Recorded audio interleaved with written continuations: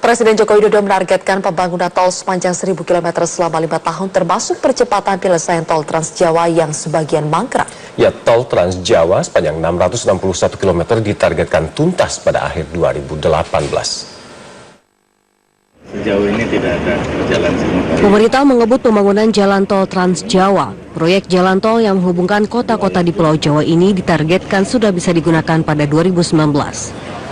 Saat mengecek proyek ruas tol Bawen Salatiga di Semarang, Jawa Tengah, Presiden Joko Widodo mengatakan pembebasan lahan di proyek tol Trans Jawa telah mencapai 97 hingga 99%.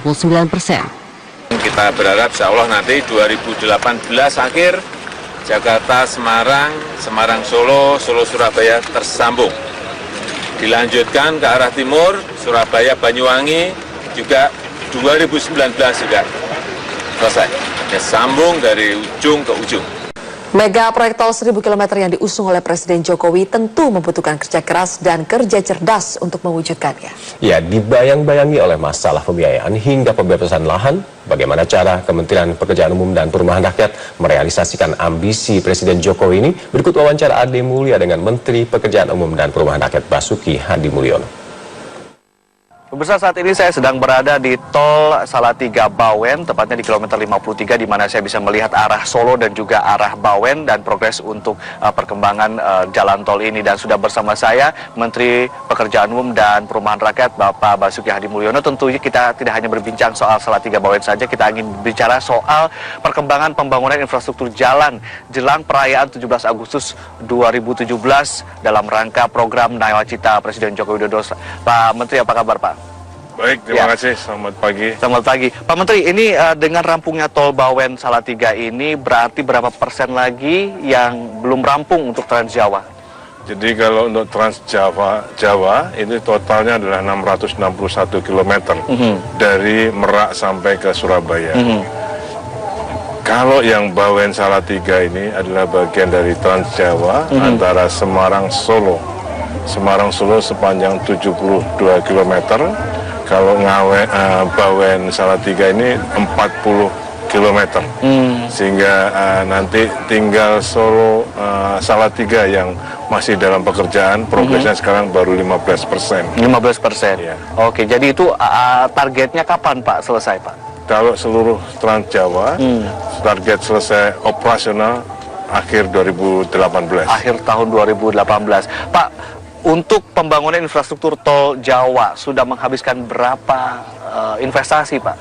Kalau secara keseluruhan investasi jalan tol kita ini sebesar 260 triliun. 260 triliun. Yang masih dalam pekerjaan sekarang yang akan kita selesaikan 2018 berarti Salatiga Solo. Kemudian yang akan kita resmikan bulan September ini adalah Surabaya Mojokerto, Mojokerto Kertosono. Itu September ini akan kita operasikan. Kemudian dari Solo Ngawi bulan Desember kita rencanakan diselesaikan, dan Ngawi Kertosono. Dari yang dalam ongoing pekerjaan sekarang ini sebesar 40 triliun. Oke, Pak, untuk output yang diharapkan dengan selesainya Trans Jawa, apakah kemudian ada target waktu perjalanan dalam melalui logistik di Pulau Jawa bisa menurun berapa persen, atau biaya bisa menurun berapa persen? Ada nggak hitungan seperti itu? Kalau kami dengan tim saya menghitung, kira-kira nanti Jakarta, Surabaya ya, kalau ini non-stop gitu ya, tapi kita akan perlu beristirahat Pak. Kalau mengemudikan mobil biasanya kan 4 jam diharapkan untuk bisa istirahat. Kalau motor 2 jam harus istirahat. Kira-kira mudah-mudahan sekitar 8-9 jam Jakarta Surabaya. Kalau tanpa istirahat ya, 8 sampai 9 jam. Itu terrealisasi ketika Trans Jawa sudah semua tersambung begitu ya. Baik, Pak, kalau ini kan biasanya persiapan menuju Lebaran, setiap angkutan mudik Lebaran itu kan beberapa bulan sebelumnya. Apakah program-program ini juga sudah mulai siap-siap untuk Lebaran di 2018? Jadi kemarin setelah selesai Lebaran 2017, kami sudah mulai sekarang mau bekerja lagi, satu underpass lagi yang dari Pejagan ke arah Purpo. Karena dulu ada 5, 4 sudah selesai, 1 yang akan kita kerjakan underpass sudah sekarang mulai bekerja.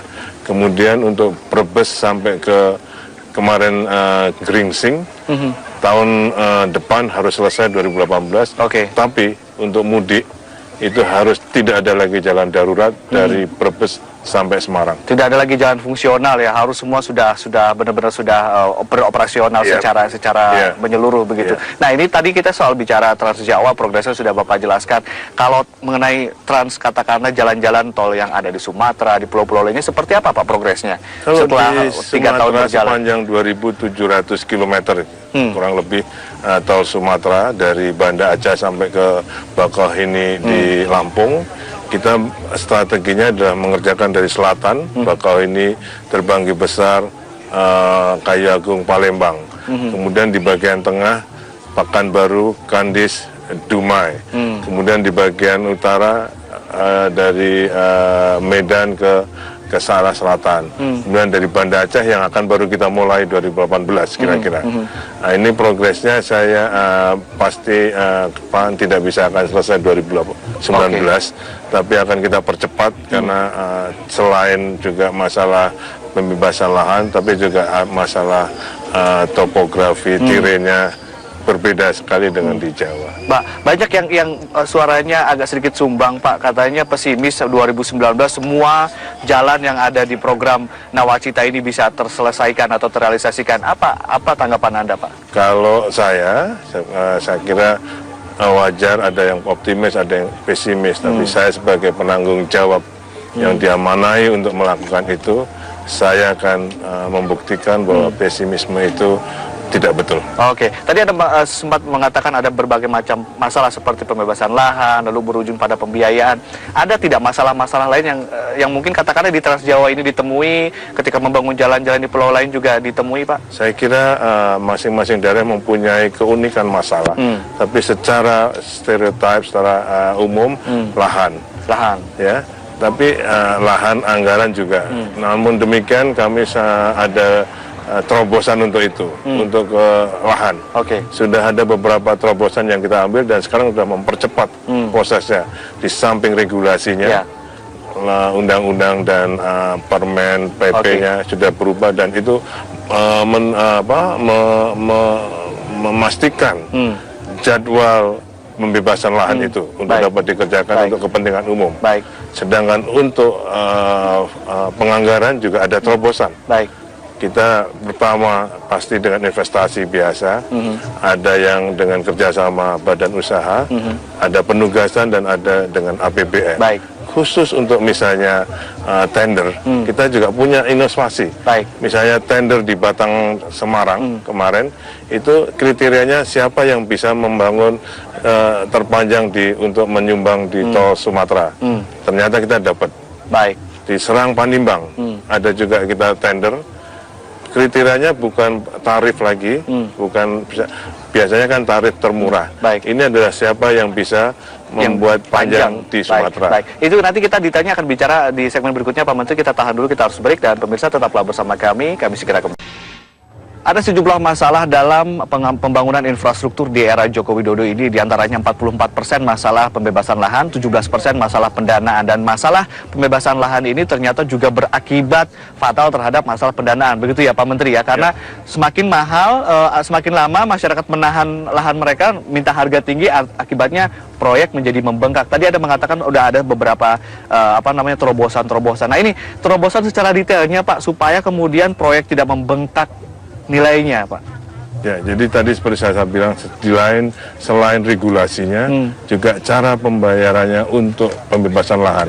Seperti Pak tadi katakan bahwa makin lama kita membayar makin mahal. Kita lihat proporsi lahan untuk untuk pembangunan tol itu paling tidak lebih dari 5-7%.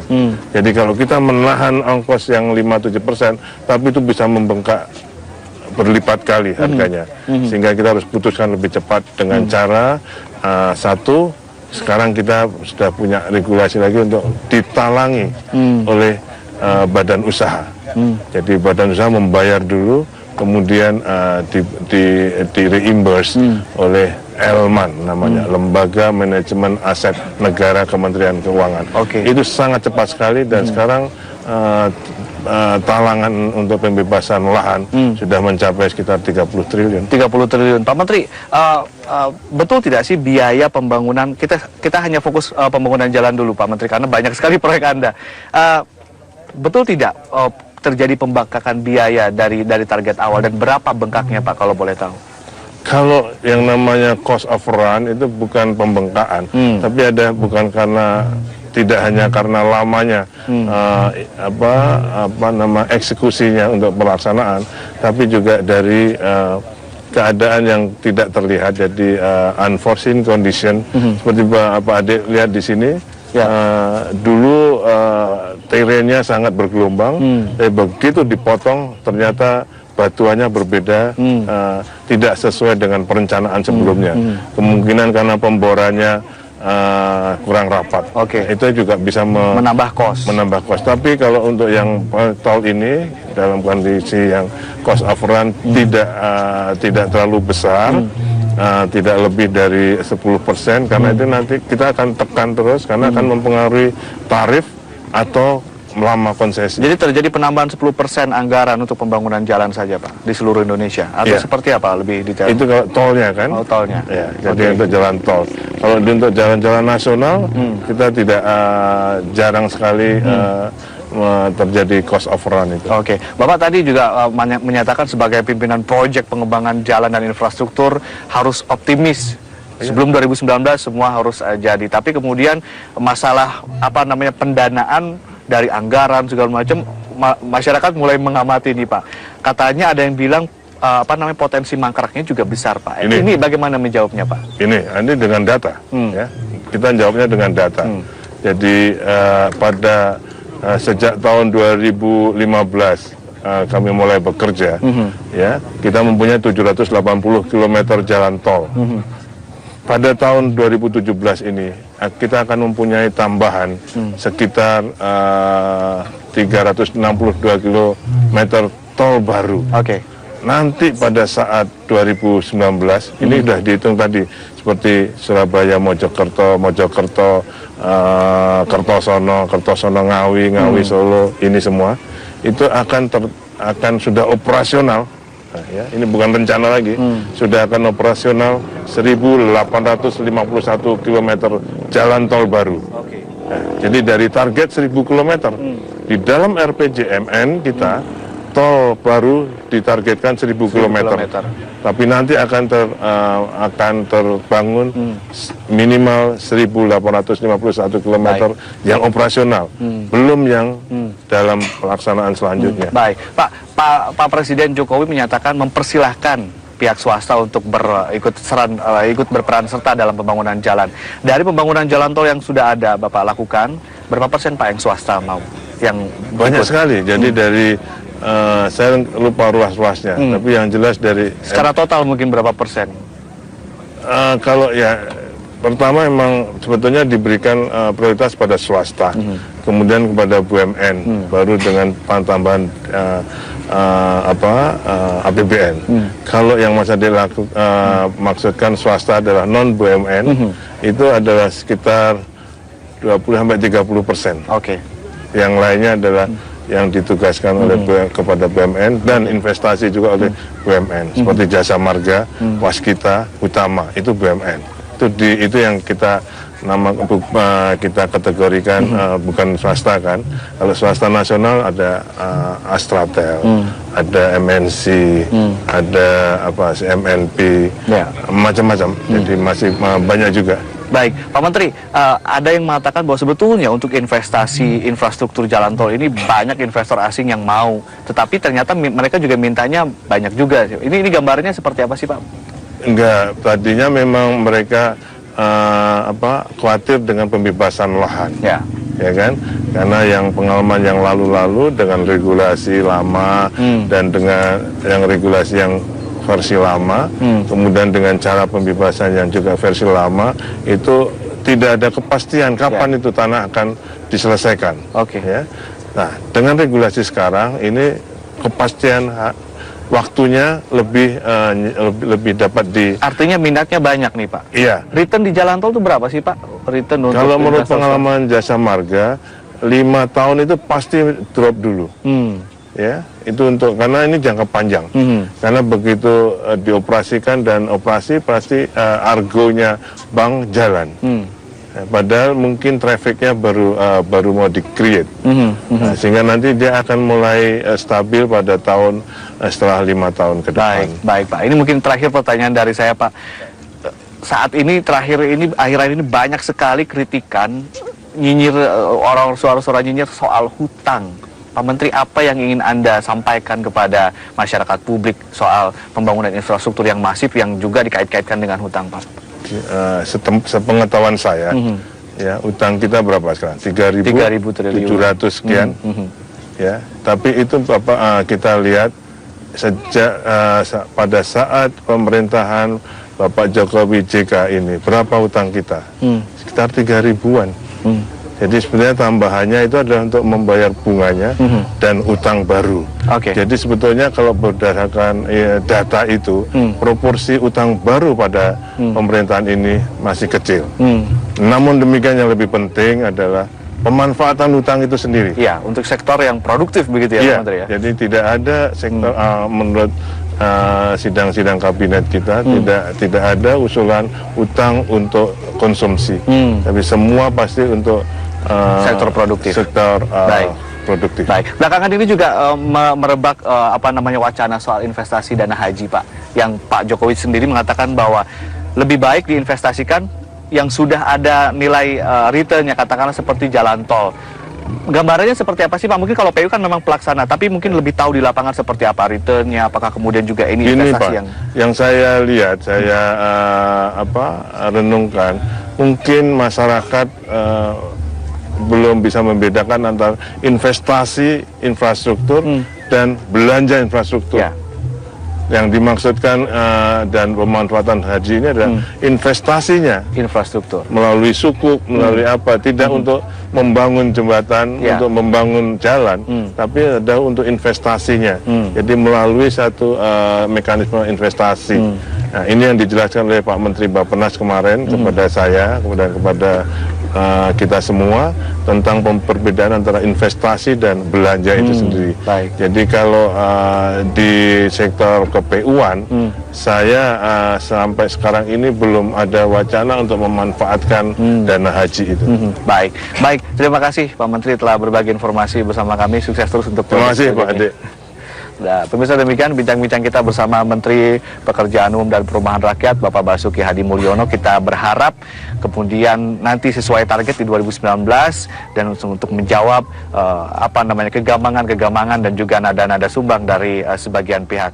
Kita kembali ke studio.